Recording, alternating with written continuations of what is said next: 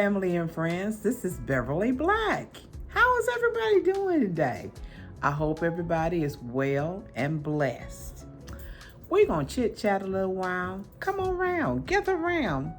Plenty of room right over there on the couch. Three or four people can sit over there. All kinds of chairs in the back. You can sit on the floor, wherever you want to. Bring your favorite drink. Let's just sit around and chit-chat a little bit about them good old days, okay? Okay, let's get this out of the way. If you're here for the first time, welcome, and thank you for coming.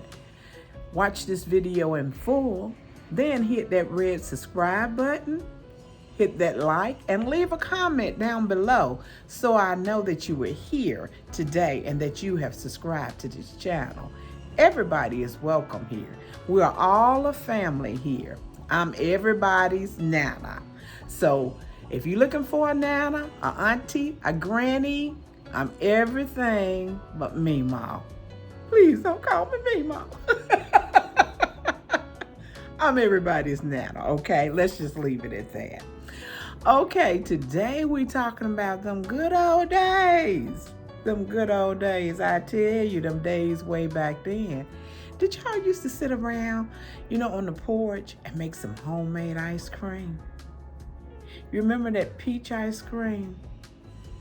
Strawberry ice cream? Vanilla ice cream? Well, we used to have to crank it up, put that ice in that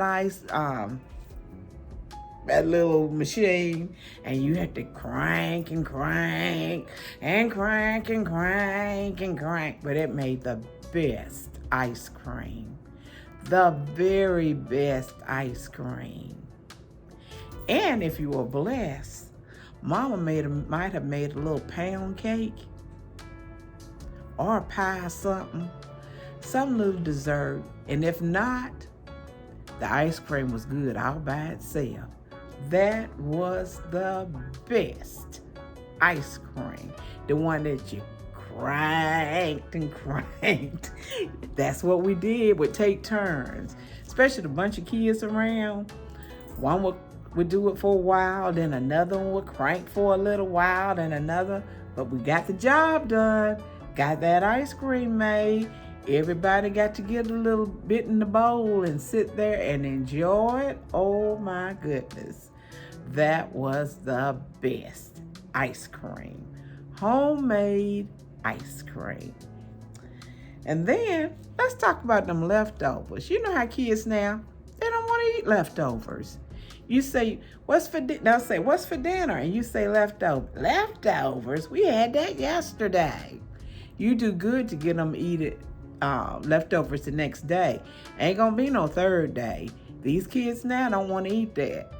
But when I was growing up, I don't even think we had leftovers. I don't remember if we had leftover. It was enough for one day because Mama didn't overcook. She cooked enough for that meal and you might have a little bit left over. But we didn't have a bunch of leftovers. We didn't do the leftovers. Seemed like it was something fresh every day. You got 3 meals. You got breakfast, lunch, and dinner. I only eat 1 meal a day now. Then you had to look for all 3 meals. Daddy sit at the table waiting for somebody to bring him his plate. Never did fix his own food. I don't even think he knew how to fix his own food. He sit there waiting for that plate, and you best be getting it to him. And it wasn't no leftovers. Now let's get away from the leftovers. You remember the wool clothes back then? That old wool that used to itch? Oh my goodness. Those wool suits, wool pants, wool skirts, they would give you a fit. I hate wool to this day because of the wool clothing when we was growing up. Nowadays, wool is not like the way it was then. That was the real deal. And it lasts forever. And they would pack stuff up in them cedar cabinets or closets that they make, those, those cedar things they had. And if they didn't have the cedar, they would put mothballs. And then everything smelled like mothballs. Mothballs smell all through the house. When they would air it out, they would take it out from the mothballs and hang it on the line. Because, we ain't had no dryers then. We had clothesline with the clothespins, and you hung everything out. It had to be fresh, and you folded it right there from the line and took it in the house. But they would take those clothes that they had stored up, like the winter clothes or your summer clothes, in the mothballs, and put them on the line to air them out to get that smell out. Still didn't get it out. Still, you walk by and somebody smell them mothballs and look at you a second glance, because all they could smell was mothballs. But that preserved those clothes.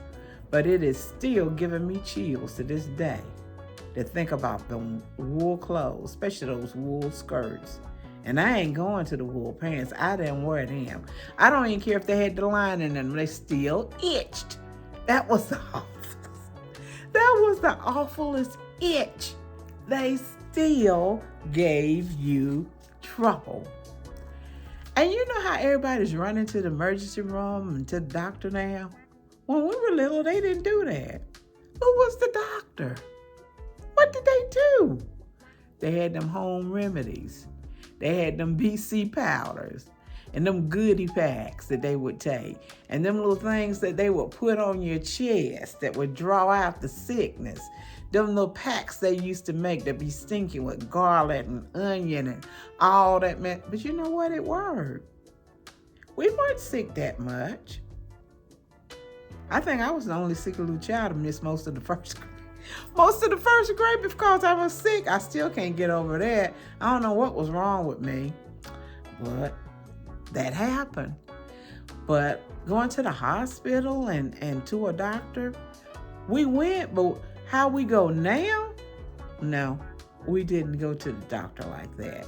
Some people never saw a doctor. Those old farmers, they didn't go see no doctor. They just worked till they died. They just fall out where they were. They did not go to a doctor. We live in the doctor's office now, and I'm glad we do. We're taking care of our health, but people didn't talk about health the way they do now.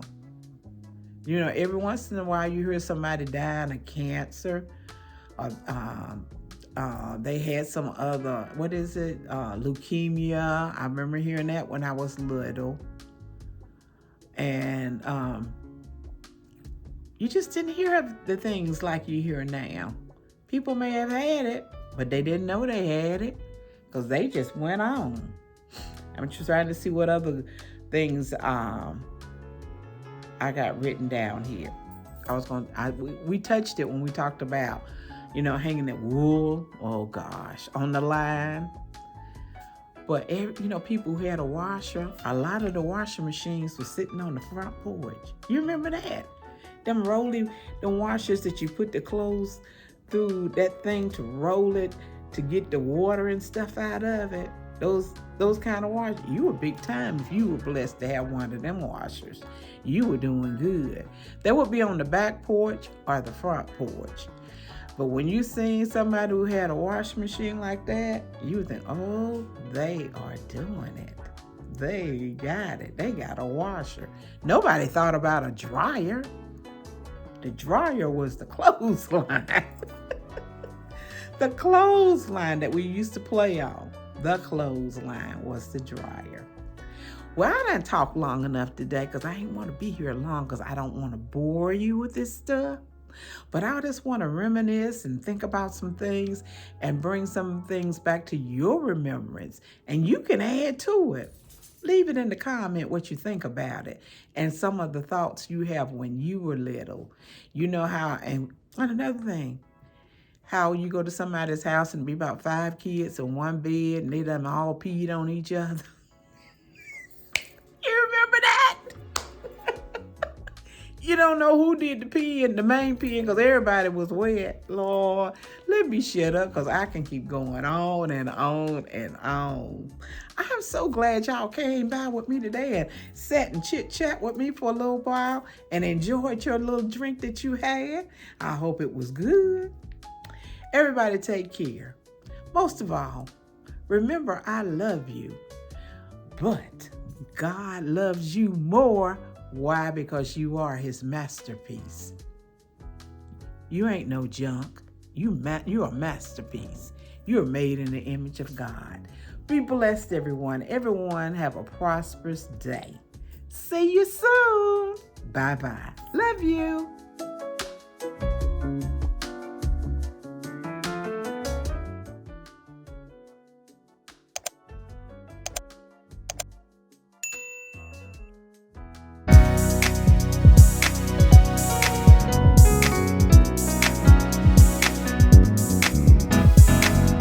Getting ready for my miracle, getting ready for greatness, getting ready for my heart's desire. I'm growing into a flower and glamorous. Getting ready for my miracle, getting ready for greatness, getting ready for my heart's desire. I'm growing into a flower and glamorous. Getting ready for my miracle, getting ready for greatness, getting ready for my heart's desire. I'm growing into a flower and glamorous. I'm growing